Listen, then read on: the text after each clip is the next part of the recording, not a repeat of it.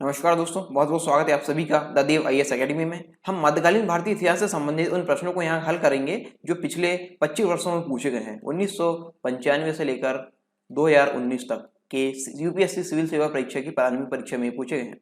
इस लेक्चर में 10 प्रश्नों को हम हल करेंगे और साथ ही साथ उन प्रश्नों से संबंधित अन्य महत्वपूर्ण जानकारी भी जानेंगे जो आगामी परीक्षाओं के लिए बहुत ही महत्वपूर्ण होने वाली है। तो चलिए शुरू करते हैं इन प्रश्नों को। अगला सवाल हम देखते हैं, मध्यकालीन भारत के सांस्कृतिक इतिहास के संदर्भ में निम्नलिखित कथनों पर विचार कीजिए। 2016 में पूछा गया सवाल है। कथन यहाँ पे दिए गए 2 कथन है यहाँ पे, और उपयुक्त कथनों में से कौन सा या कौन से सही है हमको बताना है। कथन हम देखते हैं, तमिल क्षेत्र से सिद्ध चित्तर एकेश्वरवादी थे तथा मूर्ति पूजा की निंदा करते थे। दूसरा है, कन्नड़ क्षेत्र के लिंगायत पुनर्जन्म के सिद्धांत पर प्रश्न चिन्ह लगाते थे तथा जाति अधिक्रम को अस्वीकार करते थे। यहाँ पे जो कथन है वो हम देख लेते हैं। ऑप्शन के अंतर्गत केवल एक सही है, केवल 2 सही है, या फिर 1 और 2 दोनों सही है, ना तो 1 सही है और ना ही 2 सही है। तो इसके अंतर्गत इसका आंसर है सी। ठीक है, सी वाला इसका आंसर है। 1 और 2 दोनों ही सही है। ठीक है, तो यहाँ पे और चीज इसके अंतर्गत हम देख लेते हैं। सिद्ध का मतलब परिष्कृत अद्वैतवादी पंथ है।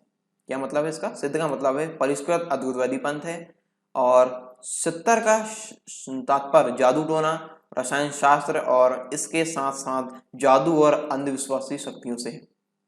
दूसरा ऑप्शन है, लिंगायत का विश्वास था कि मौत पर भक्त भगवान शिव के साथ जुड़ जाता है और इस दुनिया में वापस नहीं लौटता, इसलिए वे मृत शरीर को दफनाने के बजाय समारोह पूर्वक जला देते थे। उन्होंने जाति व्यवस्था की आलोचना की थी और पुनर्जन्म के विश्वास पर सवाल उठाए थे। लिंगायत ने कुछ प्रथाओं जैसे विधवा पुनर्विवाह और यौवन पश्चात विवाह को प्रोत्साहित किया था। ज्ञान की परंपरा में भी वचन लिखे गए, उन्हें कन्नड़ से प्रस्तुत किया गया। में जो भी यहाँ पे वचन लिखे गए तो उसको कन्नड़ से प्रस्तुत किया गया। ठीक है, तो इस प्रकार जो 97 यानी इस वाले प्रश्न का है, इसका आंसर है यहाँ पे सी। 1 और 2 दोनों कथन यहाँ पे जो है वो सही है। अगले सवाल पर हम आते हैं। अगला सवाल यहाँ पे है, विजयनगर के शासक कृष्णदेव की कराधान व्यवस्था से संबंधित निम्नलिखित कथनों पर विचार कीजिए। 2016 में पूछे गया सवाल है। यहाँ पे कथन दिए गए हैं, 2 कथन है यहाँ पे, हमको बताना कौन सा यहाँ पर सही है। भूमि की गुणवत्ता के आधार पर भू राजस्व की दर नियत होती थी। कारखानों के निजी स्वामी एक औद्योगिक कर देते थे। कर मतलब यहाँ पे टैक्स, औद्योगिक कर यहाँ पे देते थे। यहाँ पे एक कथन बताना है कौन सा यहाँ पर सही है। केवल 2, 1 और 2 दोनों, और ना तो 1 ना ही 2। तो इसका आंसर यहाँ पे है सी। ठीक है, सी। 1 और 2 दोनों ही कथन यहाँ पे सही है। ठीक है, तो यहाँ पे और इसके अंतर्गत जानकारी हम देख लेते हैं। कृष्णदेव के शासन में भूमि कर सरकार की राजस्व का प्रमुख स्रोत था। उचित राजस्व के आकलन के लिए संपूर्ण भूमि को 4 भागों में वर्गीकृत किया गया। गीली भूमि, सूखी भूमि, बगीचे और जंगल। सरकार ने अन्य कर जैसे चराई कर, सीमा कर, बागवानी कर और विभिन्न उत्पादन पर उद्योग कर भी लगाए। ठीक है, जो उत्पादन होता है विभिन्न प्रकार का उत्पादन, उस पर उद्योग कर भी लगाए थे। पर्सियन राजदूत अब्दुल रजाकिन विजयनगर अदालत के द्वारा लिखे गए यात्रा वृत्तांत से दोनों कथन सही हैं। ठीक है, तो इस प्रकार ये इसकी जानकारी थी। तो यहाँ पे ये दोनों ही कथन यहाँ पे ये सही है। 1 और 2 दोनों, यानी ऑप्शन यहाँ पे सी। ठीक है, 2016 में पूछा गया सवाल है। अगले सवाल पर हम आते हैं। भारत के सांस्कृतिक इतिहास के संदर्भ में निम्नलिखित कथनों पर विचार कीजिए। फतेहपुर सीकरी स्थित बुलंद दरवाजा तथा खानकाह के निर्माण में सफेद संगमरमर का प्रयोग हुआ था। अगला कथन यहाँ पे है, लखनऊ स्थित बड़ा इमाम बाड़ा और रूमी दरवाजा के निर्माण में लाल बलुआ पत्थर और संगमरमर का प्रयोग हुआ था। 2018 में पूछा गया सवाल है। उपर्युक्त कथनों में से कौन से यहाँ पे सही है हमको बताना है। केवल 1, केवल 2, 1 और 2 दोनों, ना ही 1 और ना ही 2। इसका आंसर यहाँ पे ए। इसका आंसर यहाँ पे ए, यानी केवल पहला जो कथन है, यानी जो 1 नंबर का कथन है वो यहाँ पर सही है। इस प्रकार इसका आंसर सही है, ऑप्शन ए। देखते हैं इसके बारे में और जानकारी। अकबर ने 1601 में गुजरात विजय की स्मृति में बुलंद दरवाजा का निर्माण कराया था। आगरा से 53 किलोमीटर दूर फतेहपुर सीकरी नामक स्थान पर स्थित यह इमारत लाल बलुआ पत्थर से बनी है जिसे सफेद संगमरमर से सजाया गया है। अवध के नवाब आसफ उद दौला अवध के नवाब आसफ उद दौला ने 1784 में लखनऊ में बड़ा इमामबाड़ा का निर्माण करवाया था। इमामबाड़ा से कुछ ही दूर बाहर 18 मीटर ऊंची रूमी दरवाजा का निर्माण भी करवाया गया। रूमी दरवाजा, ठीक है, 18 मीटर ऊंची रूमी दरवाजा का निर्माण भी करवाया गया। इन इमारतों के बनाने में ईंटों तथा चूने का प्रयोग किया गया है। ठीक है, तो इसका जो आंसर है वो ए वाला यानी कथन एक सही है यहाँ पर। ठीक है, इसका आंसर है ए। अगले सवाल पर हम आते हैं। अगला सवाल है सुप्रसिद्ध चित्र बनी ठनी, ठीक है, किस शैली का शब्द है? 2018 में पूछे गया सवाल है, किस शैली का है? शब्द नहीं, किस शैली का ये है? सुप्रसिद्ध चित्र बनी ठनी किस शैली का है? ऑप्शन यहाँ पे बूंदी शैली, जयपुर शैली, कांगड़ा शैली और किशनगढ़ शैली। इसका आंसर यहाँ पे डी, किशनगढ़ शैली। ठीक है, किशनगढ़ शैली। इसके अंतर्गत और चीजें हम देखते हैं। निहाल चांद द्वारा चित्रित बनी ठनी का चित्र मारवाड़ के किशनगढ़ शैली का है और इसकी तुलना मोनालिसा से की जाती है। ऐसा माना जाता है कि बनी ठनी राजा सम्मत सिंह की सौतेली माँ बैंक वाटजी की एक नौकरानी या दास लड़की थी। उसने साहित्य का अध्ययन किया तथा अनेक प्राकृतिक स्वभाव की कविताओं की रचना की। उसने कृष्ण पर सुंदर गीत भी बनाए थे। इसका आंसर है यहाँ पे डी, ठीक है, किशनगढ़ शैली। तो यहाँ पे सुप्रसिद्ध चित्र बनी ठनी किस शैली का है? तो यह है किशनगढ़ शैली का है। अगला सवाल हम यहाँ पे देखते हैं। मुगल भारत के संदर्भ में जागीरदार और जमींदार के बीच क्या अंतर है? 2019 में पूछा गया सवाल है और ये कथन यहाँ पे दिए गए हैं। नीचे दिए गए कूट का प्रयोग कर सही उत्तर हमको चुनना है। पहला कथन यहाँ पे, जागीरदारों के पास न्यायिक और पुलिस दायित्व में के एवज में भूमि आवंटनों का अधिकार होता था, जबकि जमींदारों के पास राजस्व अधिकार होते थे तथा उन पर राजस्व उगाही को छोड़कर अन्य कोई दायित्व पूरा करने की बाध्यता नहीं होती थी। अगला कथन यहाँ पे है, जागीरदारों को किए गए भूमि आवंटन वंशानुगत होते थे और जमींदारों के राजस्व अधिकार वंशानुगत नहीं होते थे। तो यहाँ पे कूट यहाँ पे दिए गए हैं, केवल एक, केवल दो, एक और दो दोनों, ना तो एक ना ही दो। यहाँ पे सही वाला बताना है कि कौन सा है, कौन से कथन यहाँ पे सही है। तो इसका आंसर है डी, ठीक है, इसका आंसर यहाँ पे डी, ना ही एक सही है और ना ही दो, दोनों ही कथन यहाँ पे जो दिए गए हैं वो गलत है। जानते हैं इसके बारे में हम और चीजें।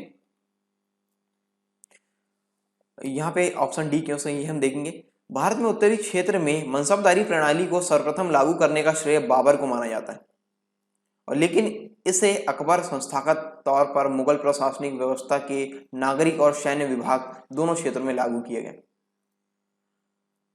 मुगल साम्राज्य की प्रशासनिक व्यवस्था के अंतर्गत मनसबदारी का सीधा अर्थ एक रैंक या एक पद से लगाया जाता था। प्रत्येक मनसबदार को उसकी सेवा के बदले में कुछ भूमि जागीर के रूप में प्रदान की जाती थी, जो उसके वेतन के रूप में भी होता था।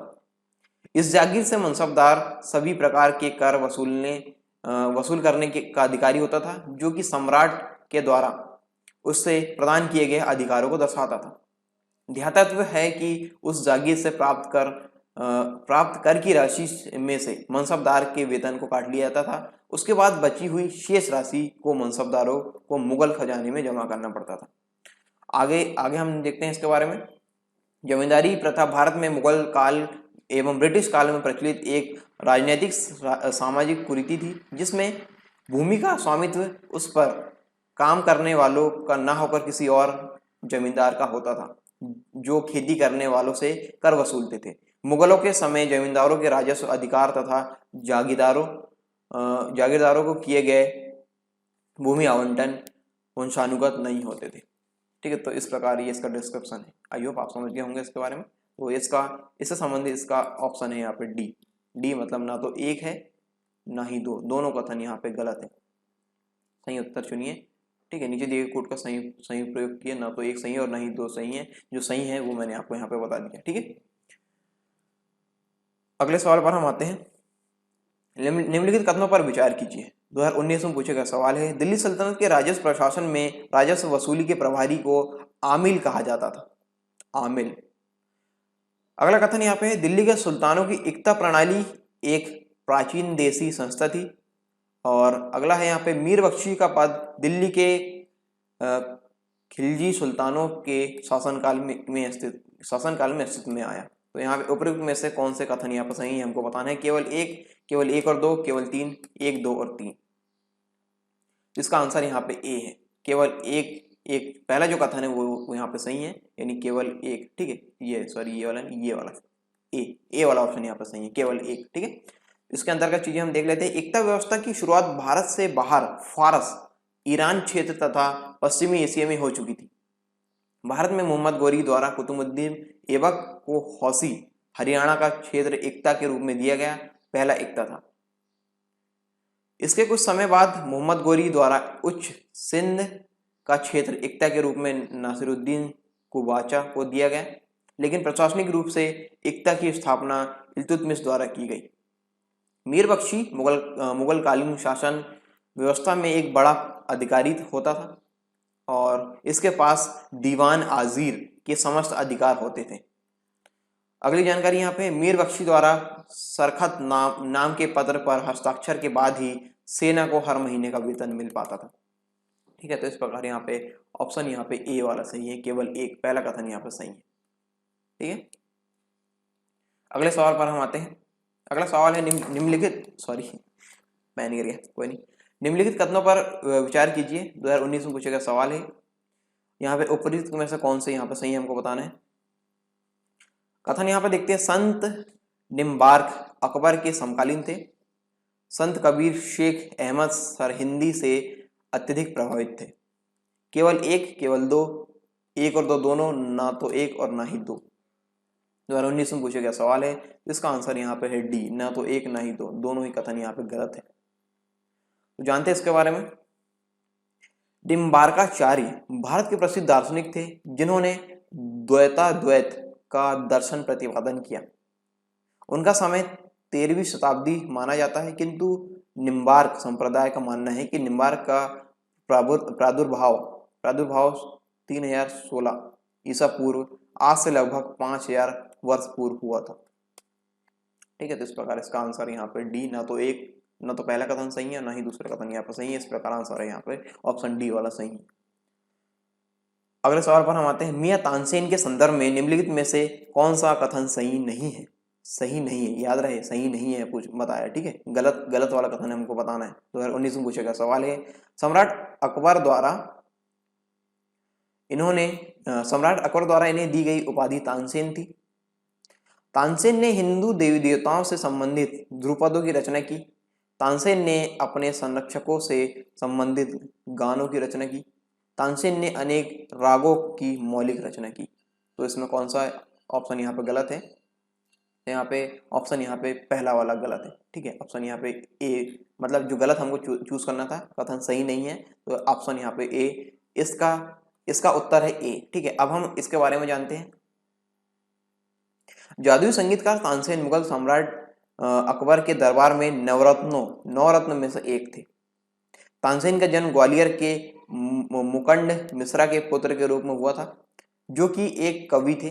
तानसेन ने पहले मेवाड़ के राजा रामचंद्र और फिर सम्राट अकबर के यहाँ एक दरबारी संगीतकार के रूप में कार्य किया।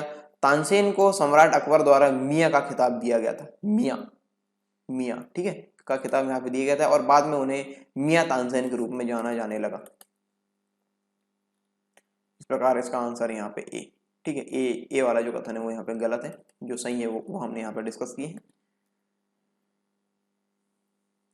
अगला सवाल है, इनमें से किस मुगल सम्राट ने सचित्र पांडुलिपियों से ध्यान हटाकर चित्राधार, एल्बम और वैयक्तिक रूप चित्रों पर अधिक जोर दिया। 2019 में पूछा गया सवाल है। हुमायूं, अकबर, जहांगीर, शाहजहां।